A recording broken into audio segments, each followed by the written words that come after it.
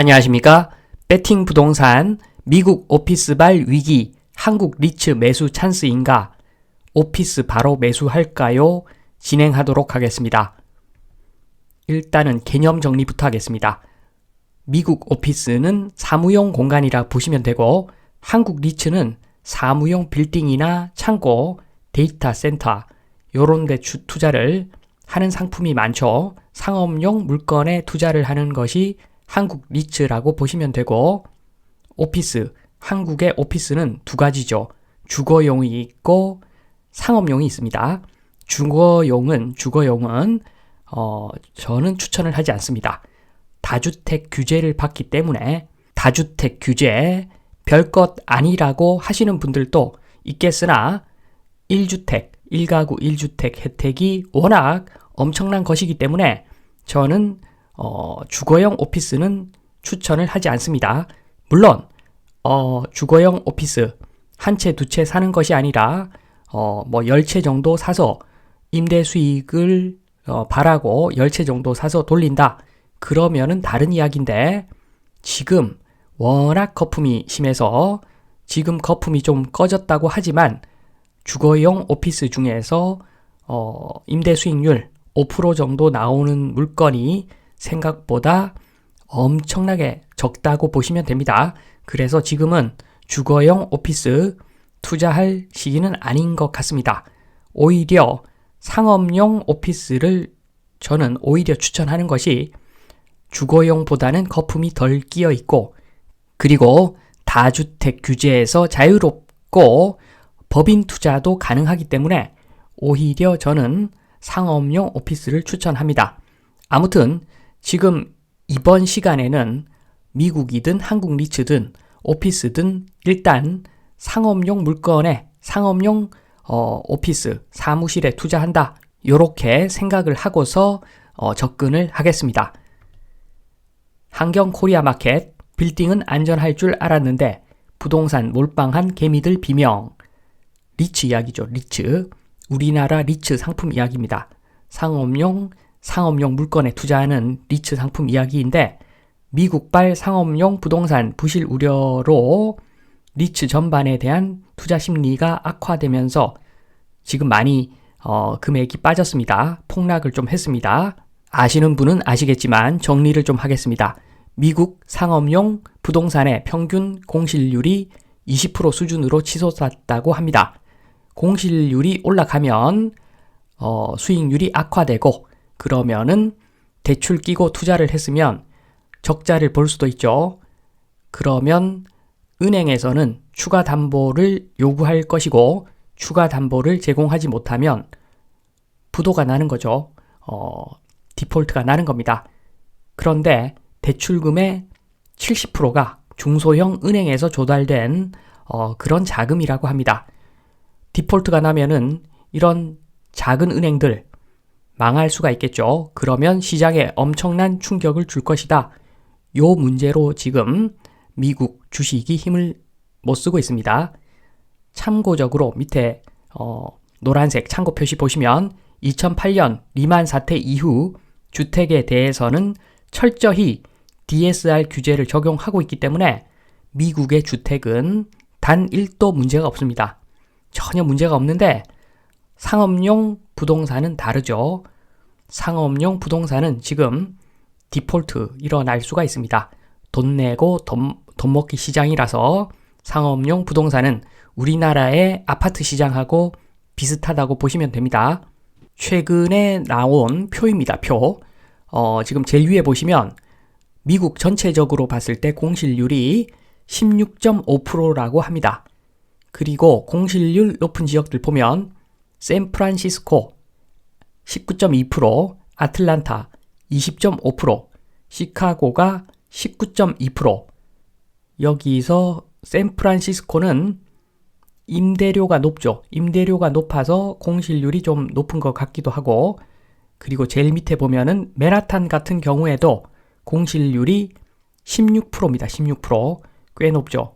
물론 맨하탄의 임대료가 제일 비싸죠.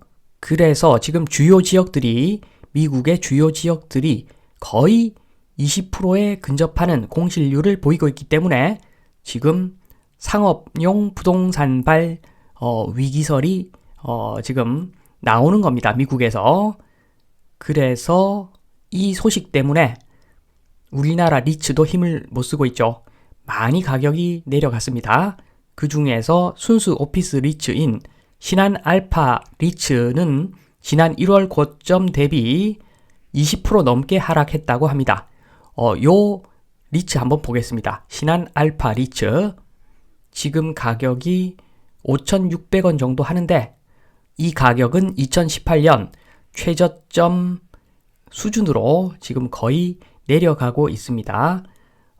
지금 전체 차트인데 최근에 금리가 올라가면서 한번 가격이 하락했고 최근에 상업용 부동산 리스크 이야기 나오면서 또 한 단계 하락을 해가지고 지금 굉장히 저점에 근접해 가는 중이라고 보여집니다. 이런 상황에서 신한 알파 리츠는 890억 규모의 유증을 또 합니다. 유증을 지금과 같은 시기에 유상증자 투자한다고 하는 것인데 추가로 투자를 하기 위해서 한다고 하지만 유증을 제가 봤을 때는 지금 같은 시기에는 당연히 특정 건물을 좀 팔아가지고 돈을 마련해야 되는 그렇게 해서 리스크를 좀 관리해야 되는 시기인데 건물을 팔지 못했다는 이야기죠. 그래서 유증을 하는 것이니까 투자자들 원성이 자자합니다.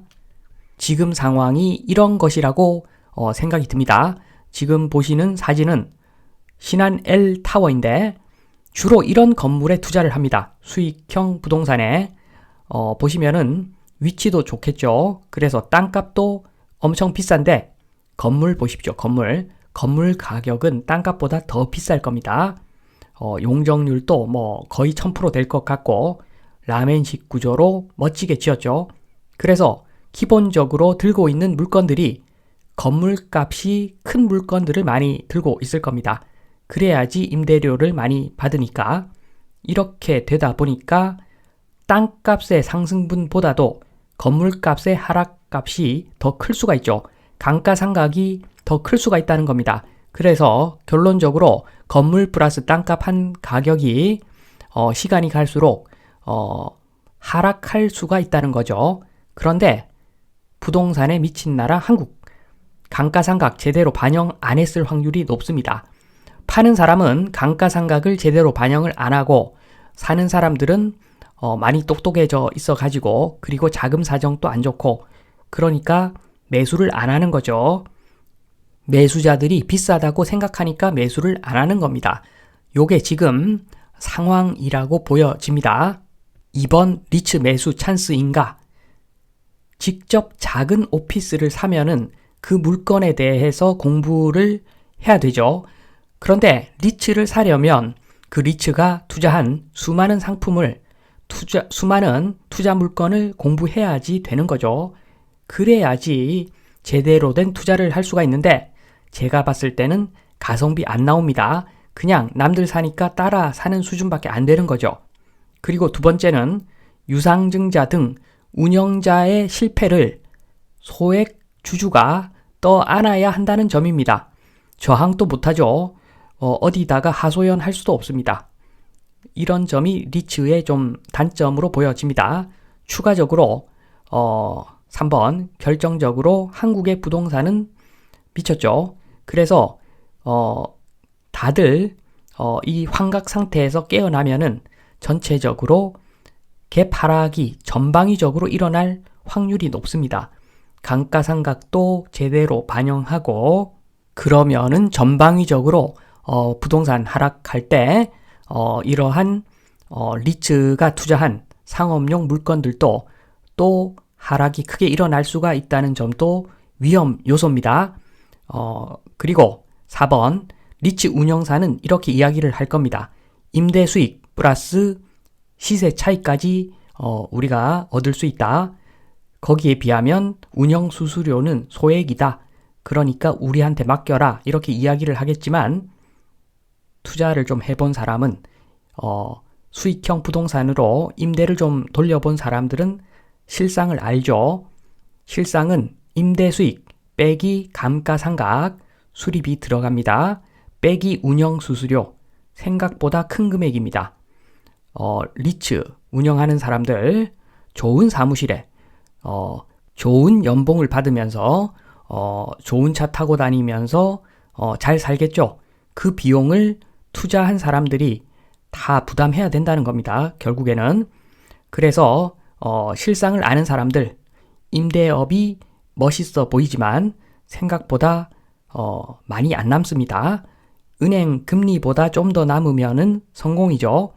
그래서 그걸 알고 있다면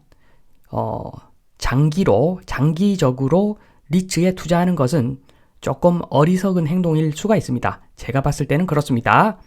물론 지금 리츠가 많이 떨어지면은 현 상황에서 단타로 접근하는 것은 올바른 방향일 수가 있습니다. 그러나 장기 투자는 리츠 장기 투자는 저는 비추천입니다. 상업용 부동산에 대한 장기적인 견해가 들어가 있는 미국 기사를 번역해 보았습니다. 하이브리드 및 원격 작업이 부동산을 변곡점으로 몰아넣음에 따라 사무실 공실률은 10년 말까지 그러니까 10년 더 지나서라는 의미 같은데 55% 증가할 것입니다. 정확히는 모르겠지만 시간이 가면 갈수록 하이브리드 화요일, 목요일만 출근, 나머지는 재택근무 이런 거 그리고 원격 작업이 있기 때문에 점점 사무실 수요가 줄어들면서 공실률이 올라갈 수가 있다. 요런 지금 기사입니다. 여기에 대한 내용을 좀 보겠습니다. 미국을 먼저 보고 한국을 보겠습니다. 미국은 주택을 보십시오. 주택을 보면은 왼쪽이 약간 못 사는 사람들 주택, 오른쪽이 잘 사는 사람들 주택입니다. 잘 사는 사람들 볼 것도 없죠. 왼쪽에 조금 못 사는 사람들 주택을 보겠습니다. 못 살아도 2층 사무실 공간이 있습니다. 이런 나라가 미국이죠. 반면에 한국 보겠습니다. 왼쪽도 아파트, 오른쪽도 아파트인데 변두리 아파트는 일반 아파트, 반포 압구정에 있는 아파트는 고가 아파트, 고급 주거지라고 합니다. 잘 살아도 사무 공간이 없는 대한민국이죠. 원천적으로 차이가 엄청나게 큽니다. 한국하고 미국은. 거기다가 미국 보겠습니다. 블록 1번 10가구 살고 있습니다. 잘 사는 동네. 블록 2는 15가구 살고 있습니다. 이런 식으로 블록들 4개 다 합해봤자 100명이 안 됩니다. 100가구가 안 됩니다. 100가구가. 그러니까 이런 지역에 전철역을 만들 수가 없죠. 이 사람들은 기본적으로 자동차로 이동을 해야 됩니다.